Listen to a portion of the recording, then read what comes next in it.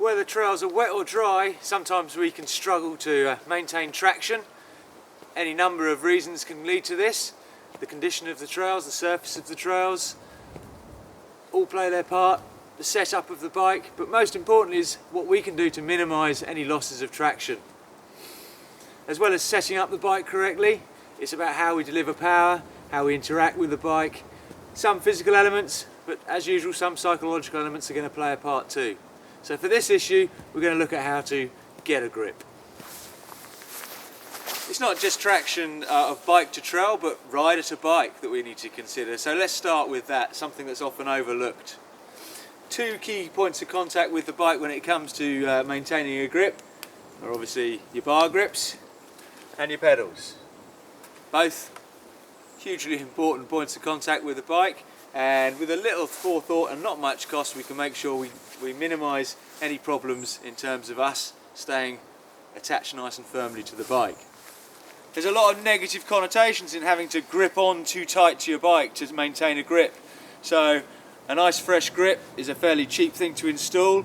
A worn grip might feel quite tacky at the start of a ride, but by the time you add a little bit of moisture, either through weather conditions or working out hard and sweaty palms, that grip can start to be more elusive. The net result is tightening our grip on the bike, strangling the bike, tensing up more through the arms and then getting more feedback. That will knock on to an effect of the bike bouncing around more below you and less traction to the trail itself. So although you might not put these down, connect these with trail grip to the trail, there is definitely a relationship between the two. Of course, it's not just your hand on the grip that's got to be maintained, it's the grip of the grip on the bar. If that starts to rotate, or worse still slides off as you put pressure through it, that can lead to some pretty hectic moments and some pretty major damage. So a fairly cheap upgrade is a set of lock-ons.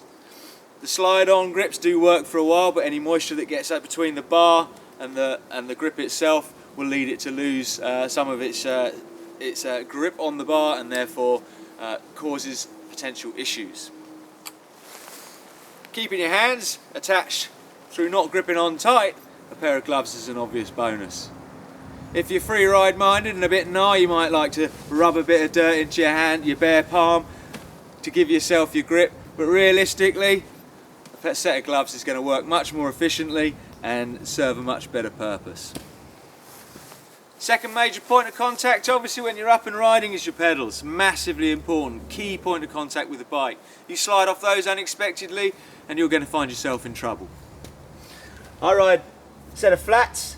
Flats have become a bit bigger and broader and lower profile over the last few years, but good aggressive teeth on those, and that's going to provide my foot with plenty of grip to stay stuck to the pedal. Again, I can stay relaxed knowing that I'm not going to get bounced off them. If I feel that they're a bit slippery and slidey, I'm likely to tense up more, and as I tense up more feedback, more bounce of me as the bike moves up and down, I'm more likely to lose my footing.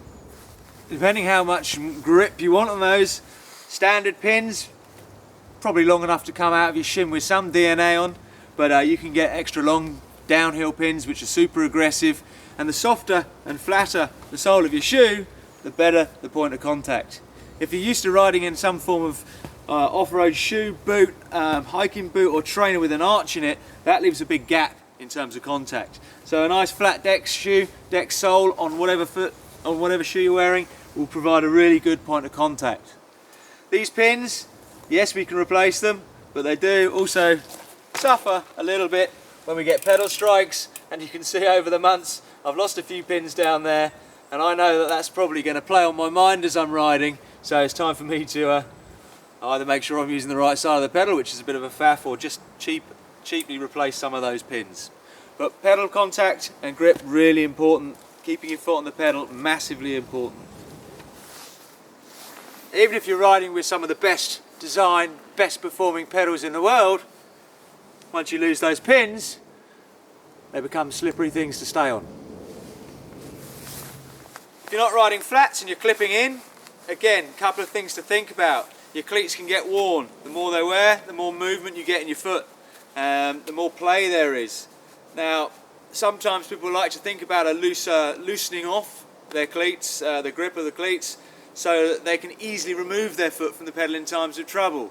That's a pretty negative way to think about things, and realistically, you want as good a firmer contact with that bike as possible. You're driving a lot of energy through that foot, and every time you turn, twist your hips and twist your foot, that has an effect on the bike. If there's a certain amount of play there, that's actually going to reduce your performance. So rather than thinking about ease of getting your foot out and putting it down, which is part of stopping, not part of riding, let's try and think about having a really good solid contact. The more you walk around on hard surfaces in your cleats, the more worn they get, the more out of shape they get, and the flimsier the contact there. Think about how happy you'd be if you were skiing and your boot and your binding was moving around.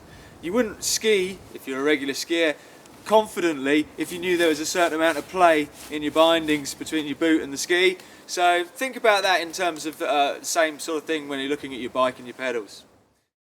No matter what style of clipless pedal you're using, when you're getting used to them, yes, you're going to have a few pratfalls as you fail to get your foot out in time, but that is much less dramatic and much less of a problem than your foot suddenly ejecting from the pedal unexpectedly through a technical section.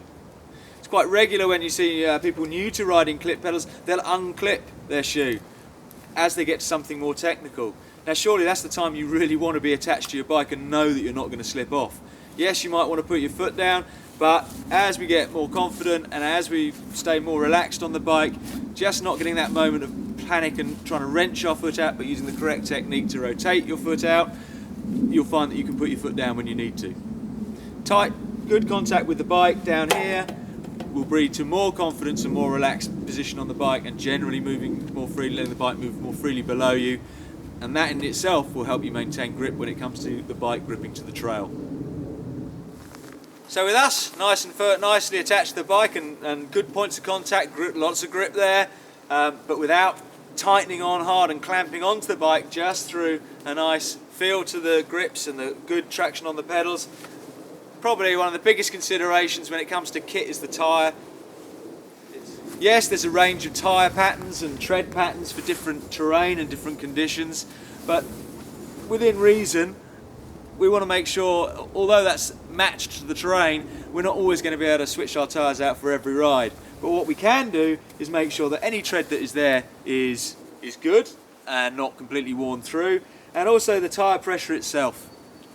If you've converted from the road, you're used to putting 120 psi in your tyres, a nice smooth rolling surface against a nice smooth road is going to give you a fast rolling speed and plenty of grip. Anything too highly pressured on the trail is going to really make you suffer when it comes to trying to find grip. Whether it be climbing, cornering, cambers or descending and braking, that grip's going to evade you if the tyre is too highly pressured. We've mentioned it before, but the tyre wants to have a bit of give in it. When I push into it, it wants to splay out slightly and find as much grip as possible. There's plenty of times I'm going to drive energy down and through the bike, and that is going to widen the tyre and widen my tread and widen my point of contact with the trail and lead to better grip. There's no set PSI for any particular trail, and different riders will like a different feel, but making sure it's got a bit of give front and back. We use the analogy of it should feel more like an orange than an apple. A little bit of give there is going to help. Too soft and obviously you're going to suffer pinch flats. If you're riding tubeless, yes, you can run a lower tyre pressure to get more and more grip, but you go too low and you're going to suffer burps from your tyre where the seam of the tyre pops out from the rim as you push through the bike. So a happy medium.